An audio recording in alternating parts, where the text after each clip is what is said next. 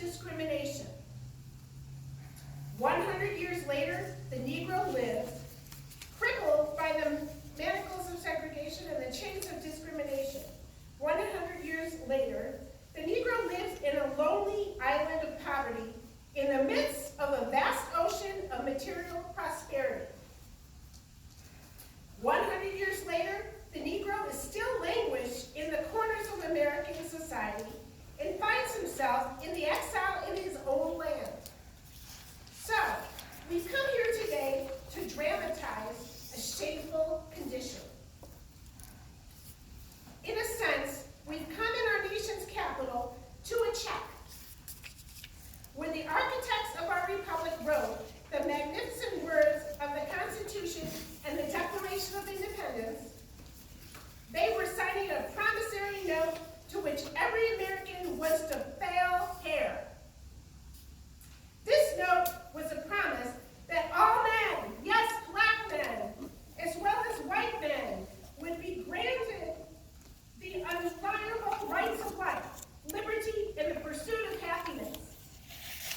It is obvious today that America has defaulted on its promissory note insofar as her citizens of color are concerned.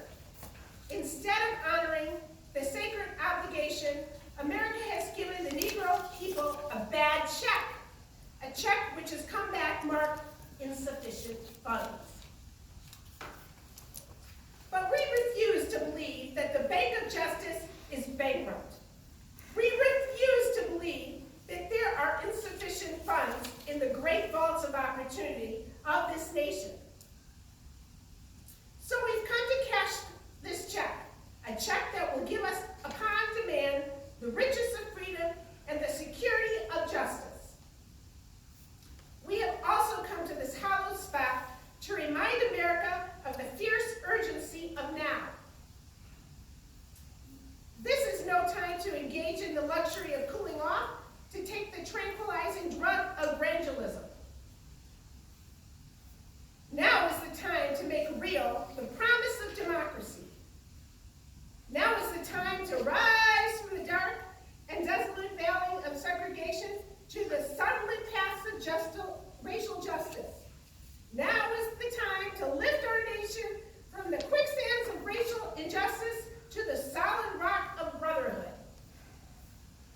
Now is the time to make justice a reality for all of God's children. It would be fatal for the nation to overlook the urgency of the moment. This sweltering summer of the Negro's legitimate discontent will not pass until there is an invigorating autumn of freedom and equality. 1963 is not an equal end, but a beginning. Those who hope that the Negro needed to blow off steam and will now be content will have a rude awakening if the nation returns to business as usual. There will be neither rest nor tranquility in America until the Negro is granted his citizenship rights. The whirlwinds of revolt will continue to shake the foundations of our nation until the bright days of justice emerge. And this is something that I must say to my people who stand on the worn thresholds which leads to the palace of justice. In the process of gaining the rightful place, we must not be guilty of wrongful deeds. Let us not seek to satisfy our thirst for freedom by drinking from the cup of bitterness and hatred. We must forever conduct our struggle on the high place of dignity and discipline. We must not allow our creative protests to degenerate into physical violence. Again and again, we must rise to the majestic heights of meeting physical force with soul force.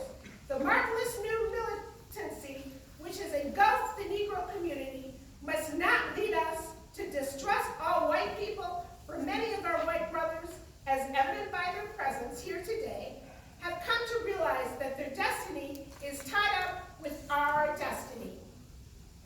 They have come to realize that their freedom is inextricably bound to our freedom. We cannot walk alone.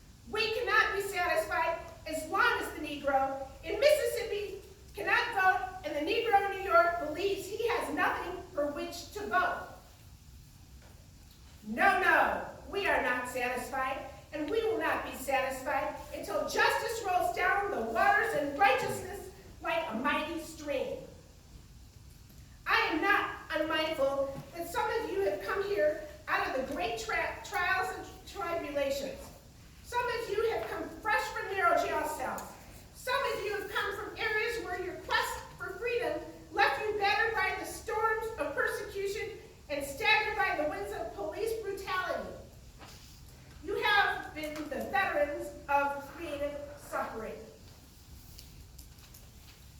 Continue to work with the faith that unearned suffering is redemptive. Go back to Mississippi. Go back to Alabama. Go back to South Carolina.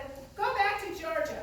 Go back to Louisiana. Go back to the slums and ghettos of our northern cities, knowing that somehow this situation can and will be charged. Let us not wallow in the valley of despair. I say to you today, my friends, even though we face the difficulties of today and tomorrow, I still have a dream. It's a dream deeply rooted in the American dream. I have a dream that one day this nation will rise up, live out the true meaning of its creed. We hold these truths to be self-evident that all men are created equal.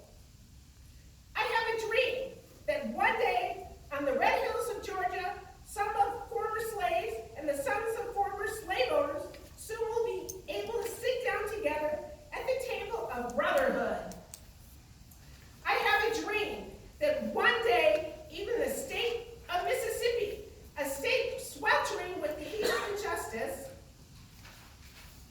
sweltering with the heat of oppression, will be transformed into an oasis of freedom and justice.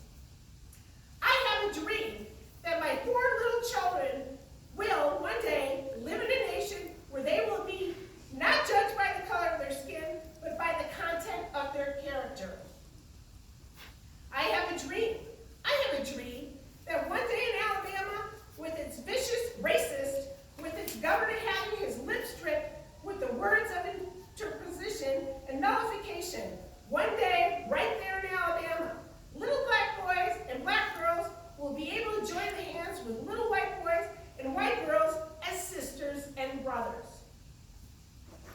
I have a dream today. I have a dream that one day every valley should be exalted. Every hill and mountain shall be made low. The rough places will be made plain, and the crooked places will be made straight. And the glory of the Lord shall be revealed, and all flesh shall see it together.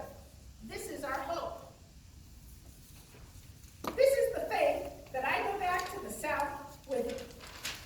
With this faith, we will be able to hew out of the mountain of despair a stone of hope. With its faith, we will be able to transform the jangling discords of our nation into a beautiful symphony of brotherhood. With this faith, we will be able to work together, to pray together, to struggle together, to go to jail together, and to stand up for freedom together, knowing that we will be free one day.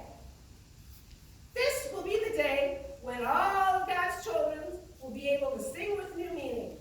My country, 'tis of thee, sweet land of liberty, of thee I sing. Land where my fathers died, land of the pilgrim's pride, from every mountainside, let freedom ring. And if America is to be a great nation, this must become true. So let freedom ring, and from the prodigious hilltops of New Hampshire, let freedom ring. From the high, mighty mountains of New York, let freedom ring. From the hiking Alleghenies of Pennsylvania, let freedom ring. From the snow-capped Rockies of Colorado, let freedom ring. From the carnivorous slopes of California. But not only that, let freedom ring from Stone Mountains of Georgia. Let freedom ring from Lookout Mountain of Tennessee. Let freedom ring from every hill and molehill in Mississippi, from every mountainside, let freedom ring. When we allow freedom to ring, when we let it ring from every city and every hamlet and every state and every city, we will be able to speed up the day when all of God's children, black men and white men, Jews and Gentiles, Protestants and Catholics, will be able to join hands and sing in the words of our